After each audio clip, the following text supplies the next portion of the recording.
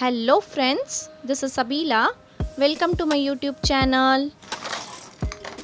இன்னைக்கு நம்ம காரா வடை எப்படி செய்யலாம்னு பார்க்கலாம். ஸோ ரெசிபி பார்க்கறதுக்கு முன்னாடி வீடியோ லைக் பண்ணிக்கோங்க, சேனல் சப்ஸ்கிரைப் பண்ணிக்கோங்க. ஸோ வாங்க இப்போ ஸ்டார்ட் பண்ணலாம்.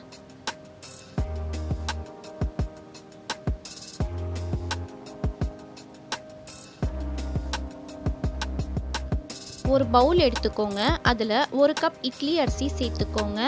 இந்த காரா வடைக்கு இட்லி அரிசி தான் வந்து நல்லா டேஸ்ட் கொடுக்கும். ஸோ போட்டுக்கோங்க. 1/4 கப் உளுந்து சேர்த்துக்கலாம். சேம் கப்பில் ஒரு கப் பட்டாணி பருப்புன்னு சொல்லுவாங்க. ஸோ இது நார்மலாக எல்லா கடையிலையும் அவைலபிள் இருக்கும். நீங்கள் பட்டாணி பருப்புன்னு கேட்டு வாங்கிக்கோங்க. ஸோ இப்போ இது சேர்த்துக்கலாம். நான் உங்களுக்கு டிஃப்ரென்ஸ் வந்து காமிக்கிறேன். ஸோ பாருங்கள், இது தோரம் பருப்பு, இது கடலை பருப்பு, பட்டாணி பருப்பு பாருங்கள் குட்டி குட்டியாக இந்த மாதிரி இருக்கும். ஸோ நம்ம எல்லாமே இப்போ மிக்ஸ் பண்ணிவிட்டு வாஷ் பண்ணி நல்லா தண்ணி போட்டு ஒரு 2 to 3 hours வந்து நல்லா ஊற வச்சிடலாம். ஸோ 2 to 3 ஹவர்ஸ்க்கு அப்புறம் நான் உங்களுக்கு காமிக்கிறேன்.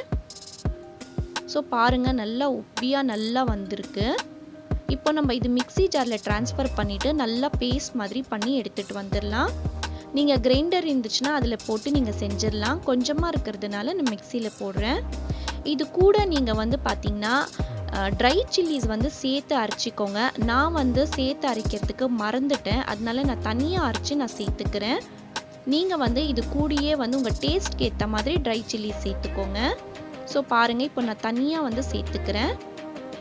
நான் காஷ்மீரி சில்லிஸ் தான் எடுத்திருக்கேன். எதனாலனா காரம் வந்து உங்களுக்கு கம்மியாக இருக்கும், உங்களுக்கு கலரும் நல்லா கொடுக்கும். அதனால நான் வந்து ரெட் சில்லிஸ் வந்து நான் எடுத்திருக்கேன். கொஞ்சம் கொரப்பாக இருக்குது, அதனால நான் வந்து இந்த மாதிரி மாவு போட்டு நல்லா பேஸ்ட் பண்ணி எடுத்துட்டேன். இப்போ இது நம்ம மிக்ஸ் பண்ணிக்கலாம் மாவு கூட. இப்போது ஒரு மீடியம் சைஸ் வெங்காயம் ரஃப்பாக சாப் பண்ணி சேர்த்துக்கோங்க. கொஞ்சமாக இஞ்சி நல்லா கிரேட் பண்ணி சேர்த்துக்கோங்க. கொத்தமல்லி கொஞ்சம் நிறையவே சேர்த்துட்டு உப்பு தேவையான அளவுக்கு போட்டு நல்லா மிக்ஸ் பண்ணிக்கோங்க.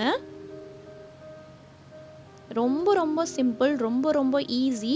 ரம்ஜான் மந்தில் வந்து பார்த்திங்கன்னா நோம்பு கஞ்சி கூட ரொம்ப ரொம்ப நல்ல காம்பினேஷன். இது டீ டைம் ஸ்நாக்ஸாகவும் நீங்கள் எடுக்கலாம், ரொம்ப டேஸ்டியாக இருக்கும். ஸோ நல்லா மிக்ஸ் பண்ணிக்கோங்க. இந்த மாவு வந்து இட்லி மாவு மாதிரி இருக்கணும், ரொம்ப கெட்டியாக இருக்கக்கூடாது. இது நீங்கள் ஸ்பூனில் எடுத்து போடலாம், இல்லை உங்களுக்கு கம்ஃபர்டபுளாக இருந்துச்சுன்னா நீங்கள் கையிலையும் போடலாம். உங்களுக்கு எப்படி ஃபெசிலிட்டியோ அப்படி நீங்கள் போட்டுக்கலாம். ஸோ இது ஒன்று ஒன்றா நம்ம போட்டு நம்ம ஃப்ரை பண்ணி எடுத்துக்கலாம். ஸ்டார்டிங்கில் வந்து ஹை ஃப்ளேமில் வைங்க, அதுக்கப்புறம் மீடியம் டு சிம் ஃப்ளேமில் வச்சு நீங்கள் ஃப்ரை பண்ணி எடுத்துக்கோங்க. பாருங்கள் எவ்வளோ சூப்பராக இருக்குது, கலரும் வந்து ரொம்ப நல்லா இருக்குது. இந்த கலர் வந்து நம்ம ரெட் சில்லி வந்து போட்டிருக்கோம் இல்லைங்களா, காஷ்மீரி ரெட் சில்லி, அதனால இந்த கலர் வந்திருக்கு. ஸோ பாருங்கள் சூப்பராக இருக்குது. இப்போது இது சர்வ் பண்ணிக்கலாம். சவுண்டு பாருங்கள் எவ்வளோ நல்லா இருக்குன்னு சொல்லி.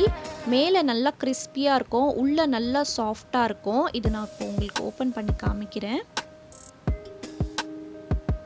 நிறைய ரம்ஜான் ரெசிபீஸ் நம்ம சேனலில் வந்து அப்லோட் பண்ணியிருக்கேன். ஸோ கண்டிப்பாக சேனல் விசிட் பண்ணி பாருங்கள். இது வரைக்கும் சேனல் சப்ஸ்கிரைப் பண்ணலைன்னா ப்ளீஸ் சப்ஸ்கிரைப் பண்ணி எனக்கு சப்போர்ட் பண்ணுங்கள்.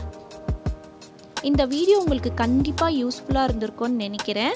ஓகே ஃப்ரெண்ட்ஸ், நான் அடுத்த வீடியோவில் பார்க்குறேன். அது வரைக்கும் stay positive, be positive and think positive. Thank you.